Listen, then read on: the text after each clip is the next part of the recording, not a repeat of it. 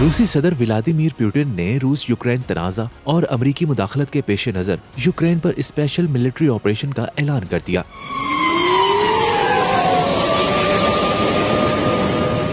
रूसी सदर का कहना है कि रूस का मकसद यूक्रेनी अवाम और फोर्सेस का दिफा है। रूस किसी भी सूरत में यूक्रेन पर कब्जा नहीं चाहता।